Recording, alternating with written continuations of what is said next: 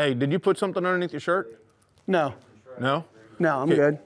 I see it sticking out of your pocket. Can No. you get it out? Hey, KJ, can you get that guy? Hey, what happened? He has something in his pocket. No!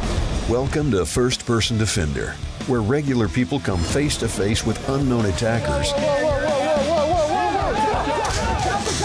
Drop the gun! Drop it! Drop the gun! Come out with me! Drop the gun! And fight their way out. This is First Person Defender.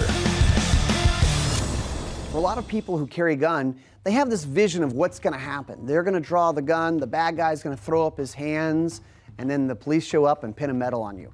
Well, what happens if the bad guy is not scared of your gun and comes after you?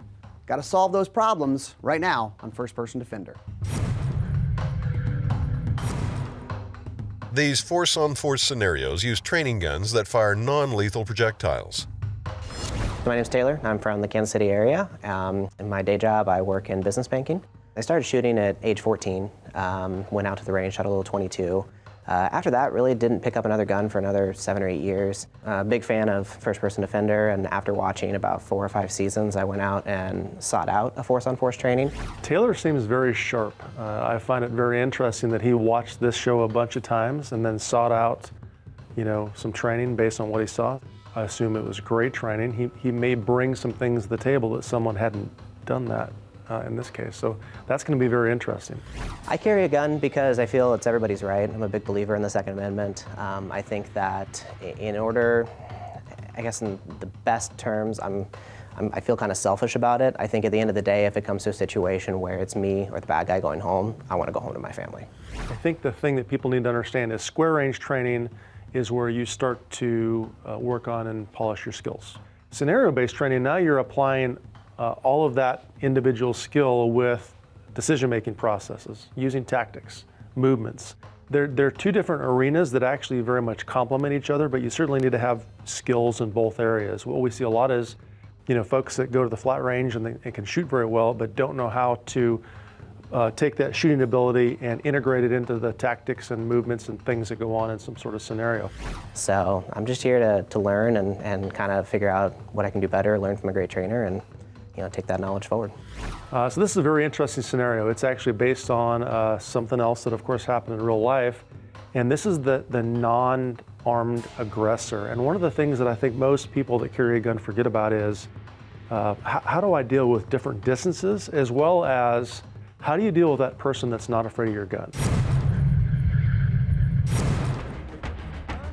What would you do if confronted during a robbery? Taylor finds out when a gun store robbery takes place right in front of him.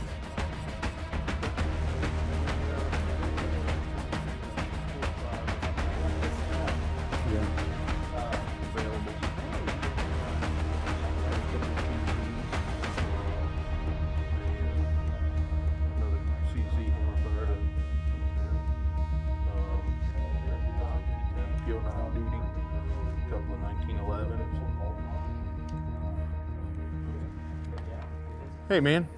Hey, I saw that. Hey, did you put something underneath your shirt? No. No? No, I'm Okay. good. I see it sticking out of your pocket. Can No. you get it out? Hey, KJ, can you get that guy? Hey, what happened? He has something in his pocket. No!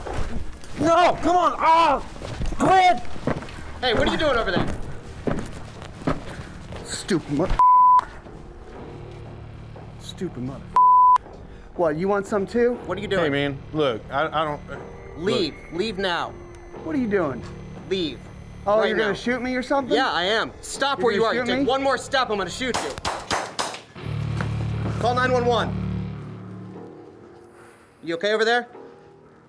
Okay, tell him I'm a concealed carrier wearing a green shirt. Got one down. Index.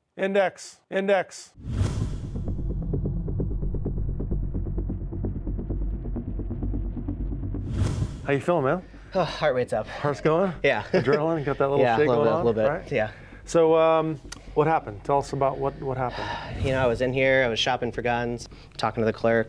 I heard the other clerk say, hey, welcome in. I saw him pass behind me. It made me a little bit nervous just because he was wearing a hoodie and everything. And it was just naturally kind of my spidey sense going off a little bit there.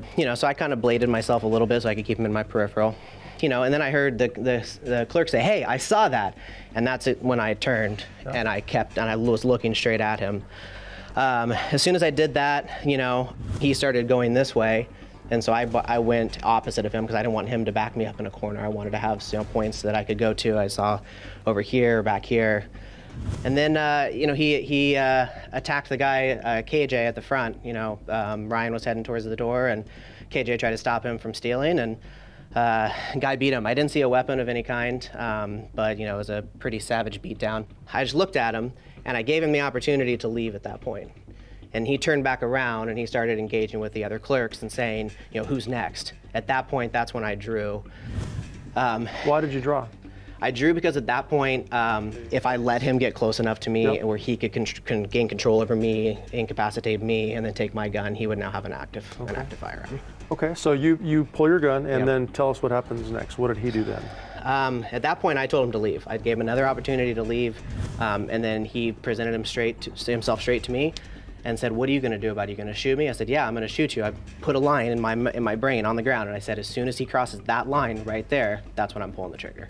And I said, "Stop, I'm going to shoot you, I'm going to shoot you," and then in mid-sentence, I pulled the trigger.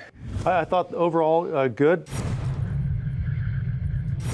Ruger's a big supporter of first-person defender, and they have a full line of guns, whether that's concealed carry, hunting, target shooting, whatever it may be, they have you covered, from ARs all the way to revolvers and everything in between. Check out Ruger. So good job overall, man, and I'm going to talk to you about a few points, not being critical, but just giving you some other options for the future. Because think about this, if you were in a situation where you decide to use lethal force, you're going to have to be able to defend that in court as well, right? Means, opportunity, intent. This guy just stomped a guy's head on the ground. I get all that. It all makes sense to me, but you know, you're going to have to articulate why you didn't utilize a very obvious egress route that actually leads directly to the exit, right? If you're going to aggress someone, you know, think about the position you're in and the obstacles you can use in your escape routes. Always have a place where your back is not to the wall, because you put yourself in a situation where, okay, this guy that's not afraid of your firearm aggresses you, you got nothing to do but shoot, fight, or maybe get toppled and knocked on your back. With your gun, with the gun position we're talking about here, I always want you to consider being in a position where I can shoot it or I can defend it.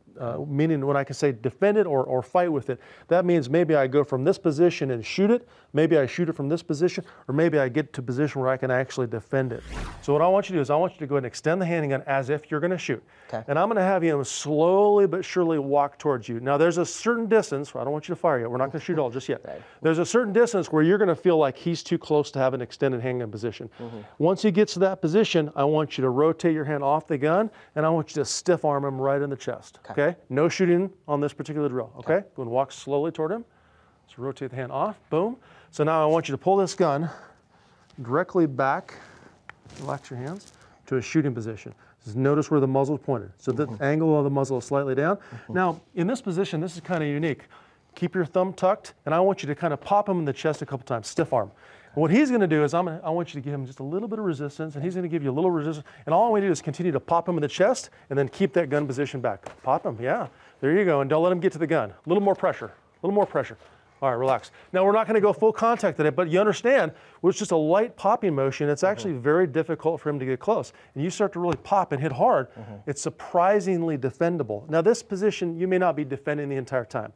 You may have made the decision to shoot. So this time, when he gets close and you pop, after about the first pop and you're telling him, get back, verbally, aggressively telling him to get back, I want you to maintain that same shooting position, and I want you to pull the trigger a couple times, okay? So go transition back to your two-handed position, 2 steps back, aggressor, and as he walks towards you, transition to your shooting position, pop him a couple times, get back, get back. Get back. Go ahead and shoot him. Get back. Good. There you go. So your muzzle position was nearly perfect, but it was just slightly low. Yeah. And that's why one of the rounds hit him in the leg. The other rounds went off the ground a couple times. And the best way to learn this position with a SIRT pistol or a cool fire, some sort of laser trainer, is by building the position on a target maybe that you put on a wall, and you'll immediately see the laser beam and where it points, or with an airsoft gun. You can do it live fire certainly, but you don't need to. This gives you a tool to work through if that distance closes very, very quickly. until you make a decision to do something else, right? And then maybe, after a couple stiff arms or a pop in the face, he backs off. You go back to your two-handed grip, start to put the obstacle between you, and then escape and evade or do whatever you have to do. One of the cooler products that Crimson Trace has is the laser saddle.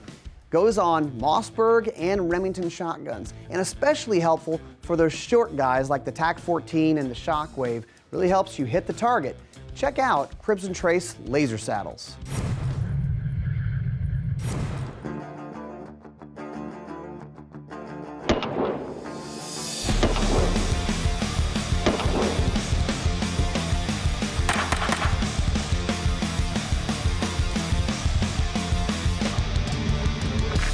All right, KJ, let's talk about this drill real quick. We're going to work on two specific positions. Number one, the two-handed close quarter position, and then number three, what some folks call the retention position. Understand that these positions may be put together in kind of a flowing manner, right? So I'm going to have you step up into position, eyes and ears, go ahead and load and make ready. Now, when we do the drill itself, we're going to have him load, and I'm going to give him a series of commands. So basically, I'm going to say, 1. If I say 1, he's going to retract the handgun, but he's not going to fire the handgun until I say gun. When I say gun, he's going to fire 3 shots.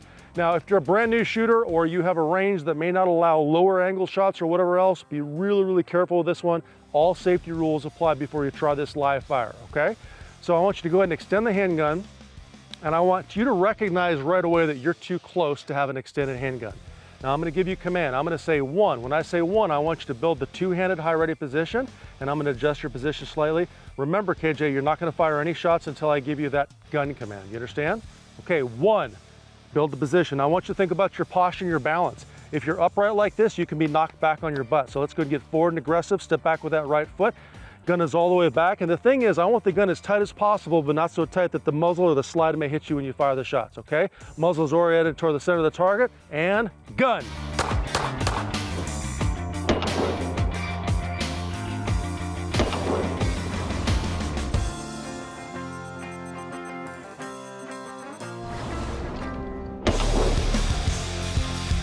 So now what I'm going to have you do is we're going to take a step forward, and I want you to touch the muzzle of your handgun in this position up to the target. So go ahead and step all the way up to the position. Now you've recognized that this fight has now transitioned to even a closer position, and we need to transition. Now you may be stiff arming or striking or doing or whatever else, but for range safety purposes, I'm going to have you put your support hand up on your head, okay? Ready? 2. Build the position. This is up and out of the way and safe. And with this position, I want the gun retracted as far as possible, pressed into your body. A little bit of an angle is fine, and I want a slight downward angle because remember, this other hand may be stiff arming or striking or whatever else on the target itself. Once again, you're leaning back, so get a little bit more of a forward aggressive posture, and gun. Good. Now to get the second hand on the gun safely, you're going to slide it down your body and then up under the trigger guard. Never get in front of the muzzle, and then gain your distance. Distance, distance, distance, distance. There you go. So once you're at that appropriate distance, you could extend the handgun and take additional shots. Now granted, if the threat closed distance, you could go through that same motion, compress to two-handed or compress to single-handed, and then fire your shot.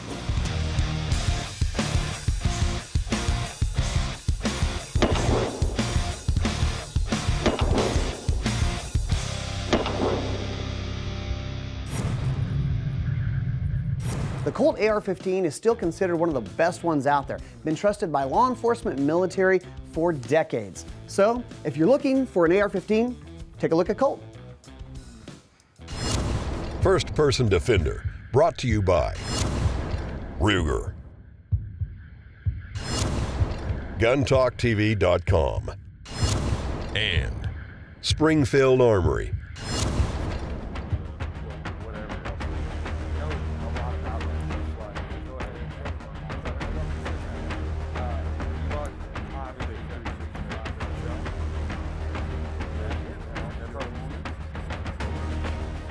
Taylor finds himself in the middle of another robbery. Talk about bad luck. Is he prepared to use his skills to protect himself and go home alive?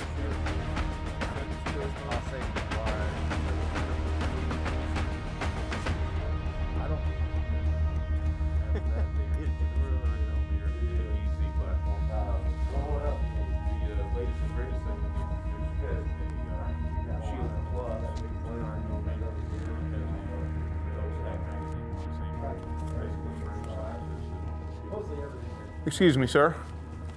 Did you just put something in your pocket? No. No? Are you sure? Yeah, no. Hey, man. Hey, KJ. Yo. This guy just put something in his pocket. Hey, whoa. No, you're not going. You're not going. No. Oh. Hey, come on, man. Ow. Oh. What? Stop me. Hey, man. It's uncalled for. Oh, really? Really? You think you're so hot? You think you're special and all this with your store and all this? I didn't say that. Maybe I'll just take some other stuff. All this stuff, I don't even need it. It's crap. It's crap. All right, man. You have a good day.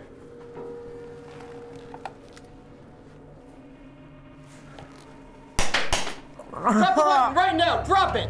Drop it. What? Oh, you're Drop gonna it shoot now. me? You're special. You're gonna do it Drop too? it now. Drop the gun. Drop the gun right now.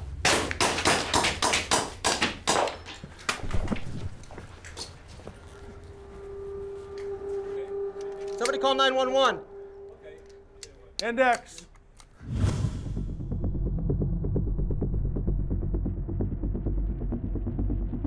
How you feeling, man?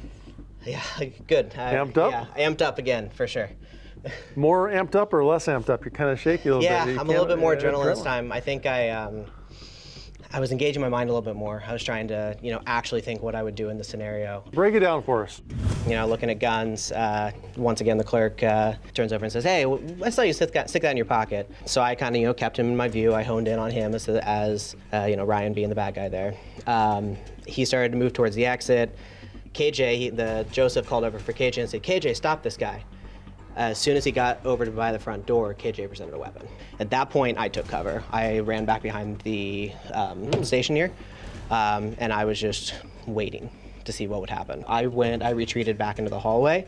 I then pulled my gun while I was there. Now, why did you pull your gun in there? What was the indicator that caused you to pull your gun in there? I knew there was a firearm in play at this point, because I saw that KJ had a firearm. So I knew that if Ryan wanted to take that off of him and use it, that he would have the opportunity to do so. Because at this point, I have to assume that KJ is completely incapacitated. He had a firearm. There was a firearm in play at that point. So I needed to be able to match force with force. Had a gun out in there, then what happened? Honestly, I thought he was going to leave. I was pieing out. I had switched over to my non-dominant eye. I was kind of pieing out. I saw him start to walk towards the door. I thought that was over at that point, and he reached down and grabbed the firearm. Then he started coming towards me. Yep. Obviously a new target for him. He fired one. I think he caught me in the helmet. So you got shot? I got shot, yeah. Bottom line is, really great reaction. You took cover. There was a gun in play. You made a lot of smart choices and decisions. You decided to go to a further position. Is this the best position in the world? Maybe not, but you didn't know that, and you went to a great position to set up and use cover and fight from whatever else. Your verbals, your gun position, your shooting was really, really great. And you said, drop the gun, drop the gun, drop the gun multiple times. I'm not sure how many times, but there's a point where this guy is armed with a firearm, and you need to understand in training that someone can go bam and hit you in the face that fast before you can return fire and stop that threat. So that may dictate, the tactics used, the decision process, and everything else in the future. So that's it. That's the tidbit I'm going to give you. Otherwise, great positioning, great movement, great job overall, man. Awesome. Thank you.